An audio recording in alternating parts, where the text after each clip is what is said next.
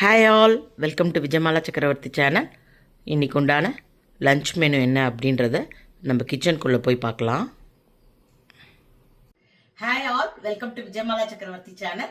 So இன்னைக்கு as usual dialogue தான், ஒரு சிம்பிள் தலிகை பார்த்துடலாம் நம்ம. ஸோ அதுக்குண்டான ப்ரிப்பரேஷன்ஸ் எல்லாமே ரெடியாக எடுத்து நம்ம அடுத்தாப்புல தலிகை பண்ண வேண்டியதான். உங்க எல்லாருக்குமே வீடியோ பிடிச்சிருந்ததுன்னா தயவு செய்து லைக் பண்ணிட்டு பாருங்க. கொஞ்ச நாள் இர்ரெகுலரா இருக்கும் வீடியோஸ். ஹெல்த் வந்து கொஞ்சம் ப்ராப்ளமா இருக்கு. கைனக் அப்பாயின்மெண்ட் எடுத்திருக்கேன், பிளஸ் சில டெஸ்ட்டுக்கு எல்லாமுமே போக வேண்டி இருக்கு. ஸோ அதனால ஆன் அண்ட் ஆஃப் என்னால முடியல அப்படின்னா எங்க ஆத்துக்கார் கொஞ்சம் தலிகை பண்றார். ஸோ அந்த டைம்ல வீடியோ எடுக்கிறதுல கொஞ்சம் கஷ்டமா இருக்கும். ஸோ அதனால இந்த மாதிரி சுச்சுவேஷன் இருக்கிறதுனால நேத்திக்கும் என்னால வீடியோ போட முடியல. ஸோ இன்னைக்கு நான் என்ன பண்ணிருக்கேன்றத உங்ககிட்ட ஷேர் பண்றேன். உங்களுடைய சப்போர்ட், உங்களுடைய விஷஸ் எல்லாமே நான் வந்து ரொம்ப பெருமையாவும் சந்தோஷமாவும் நினைச்சுக்கிறேன். குரூஷியல் டைம்ல உங்களுடைய வார்த்தைகள் எனக்கு ரொம்ப தெம்பா இருக்கு. அது எனக்கு ரொம்ப பிடிச்சிருக்கு. உங்க எல்லாருக்குமே நான் நன்றி சொல்லிக்கிறேன். ஸோ நம்ம இப்ப வீடியோக்குள்ள போலாம், வாங்கோ. ஸோ முதல் கட்டமாக இந்த காய்கறிகள்லாம் தான் எடுத்து வச்சிருக்கேன். ஸோ இதுக்குண்டான மெனு என்ன பண்ண போறேன் அப்படின்றத பார்க்கலாம். போக போக என்ன மாறுறதுன்னு பார்க்கலாம். ஸோ முதல் ஐட்டமாக நம்ம இப்போ இந்த கத்திரிக்காயை பண்ணிடலாம். யூஸ்வலாக நான் கத்திரிக்காயை சுட்டு தான் பண்ணுவேன் இல்லையா. நான் இன்றைக்கி வந்து சுட்டு பண்ணலை. நிறையா பேர் ஈவன் என் ஃப்ரெண்ட்ஸே கூட சொல்லுவாள், எங்கள் ஆற்றுலலாம் சுட்டு பண்ணாலே அவளுக்கு அந்த வாசனை பிடிக்க மாட்டேங்கிறது அப்படின்ட்டு. ஸோ அதனால் இன்றைக்கி சுடாமல் இந்த கத்திரிக்காயை நல்லா வதக்கிட்டு ஒரு பச்சடி ஆர் தொகையல், நம்ம தொகையல்னுவோம், ஆந்திராவில் வந்து இதை பச்சடின்றா. ஸோ அதனால் இந்த ஊரில் அதை சட்னின்றா. ஸோ எது வேணால் வச்சுக்கலாம். சாதத்துலேயும் பிசினஸ் சாப்பிட்லாம், இட்லி தோசைக்கும் தொட்டுக்கலாம். ஸோ இதுக்கு இப்போ பார்த்தீங்கன்னாக்கா சாமான்கள்லாம் எடுத்து வச்சுட்டுருக்கேன். எண்ணெய் கொஞ்சம் குத்தின்ட்டுருக்கேன், கொஞ்சம் சுடட்டும் எண்ணெய். இப்போ சுட ஆரம்பிச்சிருத்து. நம்ம ஃபஸ்ட்டு என்ன பண்ணிக்கலாம், மிளகாயை வறுத்து தனியாக எடுத்து வச்சுட்டுலாம். நான் என்ன பண்ணியிருக்கேன், 4 கார மிளகாயும் ஒரு பியாடிகை சில்லியும் போட்டுருக்கேன். காரணம் என்னன்னாக்கா, இந்த மாதிரி ஸ்டைலுக்கு வந்து நம்ம கொஞ்சம் காரம் இருந்தால் தான் நல்லாயிருக்கும். சப்புன்னு இருந்ததுன்னா பிசிஞ்சு சாப்பிட்றச்ச நல்லாவே இருக்காது. ஸோ அதனால் கொஞ்சமாக காரம் மிளகாயும் பியாடிகை சில்லி கலர் கொடுக்கறதுக்கும் போட்டுருக்கேன். அடுத்தாப்பில் நான் வேர்க்கடலையே போட்டுக்கிறேன். ஒரு 2 டீஸ்பூன்ஸ் ஆஃப் வேர்க்கடலை போட்டிருக்கேன். இதை வறுத்துண்டுடலாம். கொஞ்சம் செவக்க வறுத்துக்கணும். இப்போ இது செவக்க வறுக்க ஆரம்பிச்சுடுத்து.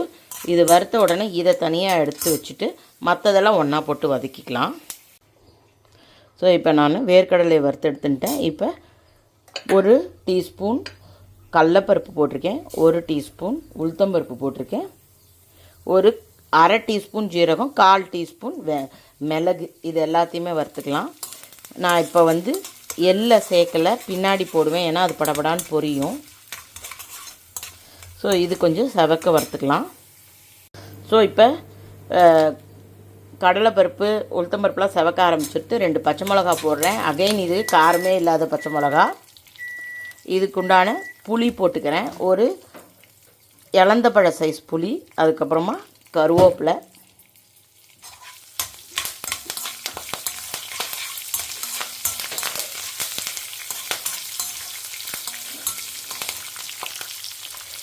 இந்த ஸ்டேஜில் நான் இப்போ எள்ளு வந்து நல்லா 1 டேபிள் ஸ்பூன் எள்ளு போட்டிருக்கேன். படபடான்னு கடைசியாக போடணும். முன்னாடியே போட்டேல்லாம் ஒரு எள்ளு கூட பாத்திரத்தில் கிடைக்காது, அத்தனையும் வெளியில் சிந்தி போயிடும், வெடித்து தெரிச்சிரும். கடைசியாக போட்டுட்டேன்னா பொரிஞ்சு நமக்கு எள்ளு கிடைக்கும், நல்லா வாசனையாக. ஸோ எள்ளு பொரிய ஆரம்பிக்கிறது. நான் இப்போ கட் பண்ணி வச்ச கத்திரிக்காய் இதோட போட்டுருக்கேன்.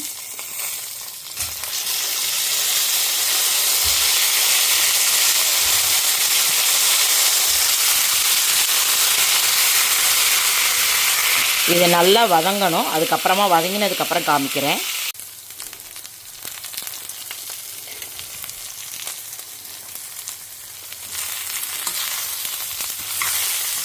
உப்பை ஆட் பண்ணிட்டாக்கா சீக்கிரமாக அது வதங்கும். இல்லைனாக்கா உப்பு போட்டதுக்கப்புறமா வதங்கிட்டே வந்துட்டுருக்கு. இன்னும் ஒரு 5 நிமிஷம் வதங்கினதுக்கப்புறமா நம்ம வந்து இந்த மிளகா, வறுத்து வச்ச வேர்க்கடலை இதெல்லாம் கொஞ்சம் ஆறுனதுக்கப்புறமா மிக்சியில் போட்டு அரைச்சிக்கலாம். ஸோ அந்த ஸ்டேஜ் வரைக்கும் அது no onion no garlic chutney, தொகையல் ஆர் பச்சடி அதுக்கப்புறமா கடைசியாக கொஞ்சமாக வெங்காயம் பூண்டு ஆட் பண்ணி அரைச்சல்னா ஆந்திரா ஸ்டைல் இது பச்சடி. இது நம்ம இப்போ இது ஒரு 5 நிமிஷம் கழிச்சு ஆற விட்டுட்டு காமிக்கிறேன். இப்போ நான் வதக்கினது அத்தனையுமே மிக்சிக்கு ட்ரான்ஸ்ஃபர் பண்ணிவிட்டேன். இதையும் சேர்த்துன்றலாம். அடியில் மிளகாயை போட்டிருந்துருக்கணும், மறந்து போயிடுத்து.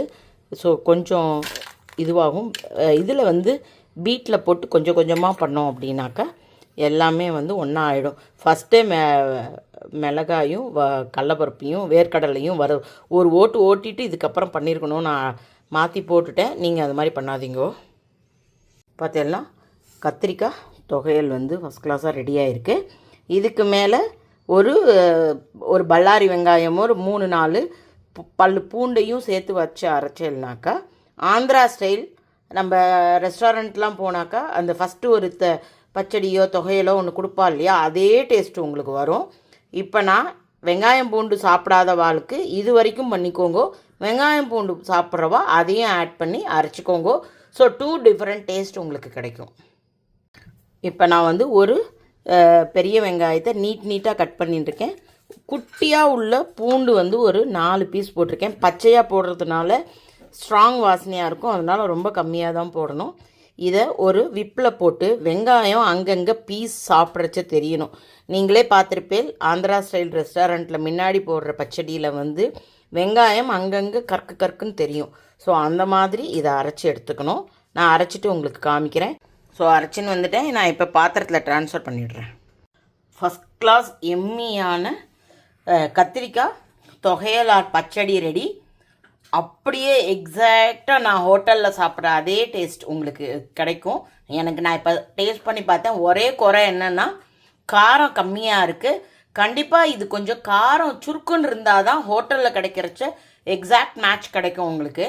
காரம் வேண்டான்றவா கம்மி பண்ணிக்கோங்க. பட் ப்ராப்பர் டேஸ்ட் வேணுங்கிறவா காரம் கொஞ்சம் தூக்கலாக இருந்தால் ரொம்ப டேஸ்டியாக இருக்கும். ஃபஸ்ட் கிளாஸ் கத்திரிக்காய் பச்சடி நமக்கு ரெடி ஆகிடுது. அடுத்தாப்பில் வெண்டைக்காய் குழம்பு பண்ணிக்கலாம். அடுத்தாப்பில் நான் குழம்பு பண்ணிக்கிறேன். அதுக்கு எண்ணெய் வச்சுருக்கேன், சாமான்கள்லாம் எடுத்துன்ட்டேன். எண்ணெய் சுட ஆரம்பிச்சிருக்கு. நான் கடுகு வெந்தயத்தை போட்டுக்கிறேன்.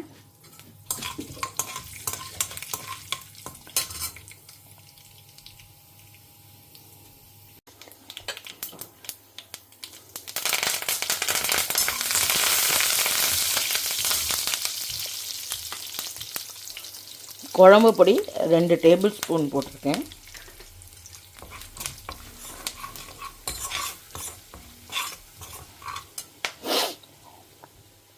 மஞ்சப்பொடியும் பெருங்காயம்.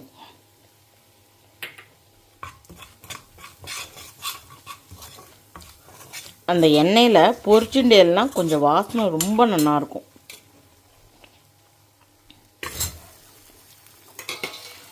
அலம்பி கட் பண்ண வெங்காயம். இதுக்கப்புறம்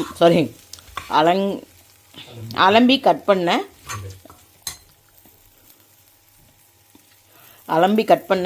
வெண்டைக்காய். இது கொஞ்சம் வதங்கணும். அதுக்கு நம்ம உப்பு போட்டுடலாம். ஸோ இப்போ கொஞ்சம் அந்த காரம் உப்பு எல்லாம் காய்க்குள்ளே இறங்கினதுக்கு அப்புறமா நம்ம புளிஜெல்லாம் சேர்க்கலாம். அப்போ தான் டேஸ்ட்டாக இருக்கும். இல்லைன்னா குழத்து போயிடும். வெண்டைக்காய் பார்த்தேன்னாக்கா நல்லாவே கொஞ்சம் வதங்க ஆரம்பிச்சுடுத்து. நல்லா அது மேலே காரம் உப்பு மஞ்சப்பொடி பெருங்காயம் எல்லாம் கோட்டாக எடுத்து நான் இப்போ வந்து புளிஜலத்தை கொத்திடுறேன்.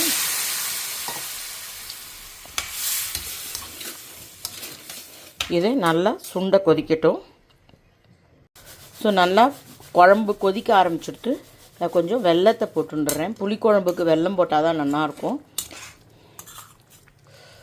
ஸோ கொஞ்சம் நேரம் கொதிச்சு எடுத்தோன்னா வெண்டைக்காயெலாம் நல்லா கலர் மாறினதுக்கப்புறமா எண்ணெய் பிரிஞ்சு வந்துடுத்துன்னா ஆஃப் பண்ணிட்டோன்னா நமக்கு வெண்டைக்காய் வத்தக்குழம்பு ரெடி ஆகிடும். ஸோ இப்போ பார்த்தேன் அப்படின்னாக்கா வெண்டைக்காய் குழம்பு நல்லா கொதிச்சுடுத்து தேன் கதலி மாதிரி இருக்குது. ஹானஸ்ட்லி எப்பயுமே வெண்டைக்காய் வத்தக்குழம்பு தேன் கதலி தான். நான் சொல்கிற மெத்தடில் வெல்லத்தோடு போட்டு பாருங்க, எக்ஸலண்ட் டேஸ்ட்டாக இருக்கும்.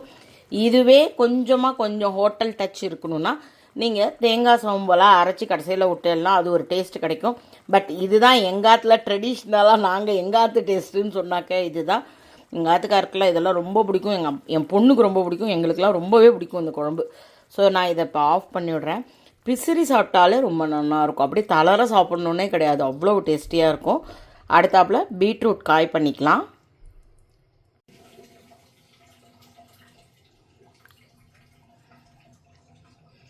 ஸோ பேசிக்கான தாளிப்புகள் தான். கடுகு, உளுத்தம்பருப்பு, கடலப்பருப்பு, வத்த மிளகா, கருவேப்பிலை,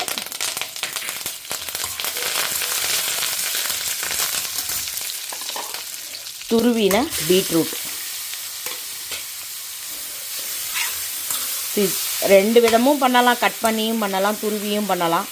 துருவினா எனக்கு வேலை ஈஸி. ஏன் அப்படின்னாக்கா எங்கள் அப்பாவுக்கு சாதத்தில் அப்படியே போட்டு கொடுத்துடலாம். இல்லைனா நான் மிக்சியில் போட்டு அரைச்சி அதெல்லாம் கொடுக்கணும், எங்கள் அப்பாவால் சாப்பிட முடியறதில்ல. ஸோ அதனால் நான் எந்த காய், கேரட்டு, பீட்ரூட் எது பண்ணாலுமே துருவி தான் பண்ணுறேன். கட் பண்ணி போட்டும் பண்ணுறவா பண்ணலாம், ஒன்றும் தப்பு இல்லை. என்னோடய சௌரியத்துக்கு நான் இப்படி பண்ணுறேன்.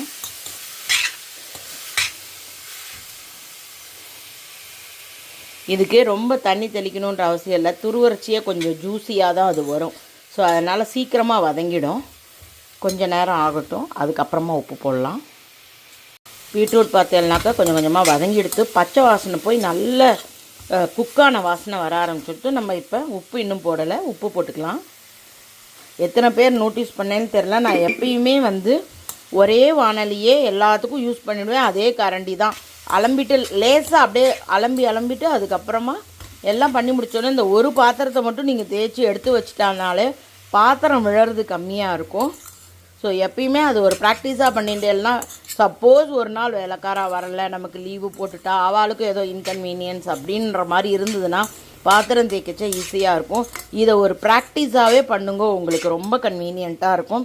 கண்டிப்பாக சின்ன பசங்களுக்கு சொல்கிறேன், இது தயவுசெய்து ஆரம்பிக்கச்சியே ப்ராக்டிஸ் இப்படியே ஆரம்பிங்கோ. ஸோ இதுக்குண்டான தேங்காயை போட்டுட்டு 4 பெரட்டி ஆஃப் பண்ணிடலாம். எப்படியும் இந்த அளவுக்கு காயெல்லாம் நமக்கு காத்தாலே செலவழிஞ்சிடும். ராத்திரி வரைக்கும் வச்சுக்கிற மாதிரி இருந்ததுன்னா கொஞ்சம் நேரம் வதக்கணும். உடனே செலவழிஞ்சிரும் அப்படின்னாக்கா ரொம்ப நேரம் தேங்காயை போட்டு வதக்க வேண்டாம். தேங்காய் கம்ப்ளீட்டாக ஃபைபர், வதக்க அது கொலஸ்ட்ராலாக மாறும். ஸோ அதனால் லேசாக வதக்கிட்டு அப்படியே ஆஃப் பண்ணிட்டாக்கா நமக்கு பீட்ரூட் காய் ரெடி. ஸோ இன்றைக்குண்டான தளிகை மணக்க ரெடியாக எடுத்து சுட சாதம் இருக்குது. கத்திரிக்காவை வதக்கி ஒரு ஆந்திரா ஸ்டைல் தொகையல் அரைச்சிருக்கேன். இதில் வித்தவுட் கார்லிக் ஆனியனும் யூஸ் பண்ணலாம், வித் கார்லிக் ஆனியனும் யூஸ் பண்ணலாம். 2 விதமும் நான் சொல்லியிருக்கேன். அதுக்கப்புறமா பீட்ரூட் தேங்காய் போட்ட காய், அதுக்கப்புறமா வெண்டைக்காயை வத்த குழம்பாக பண்ணியிருக்கேன். Hope you are all enjoying my video. If you like it, please like and subscribe my channel. Thank you for watching. Bye bye all.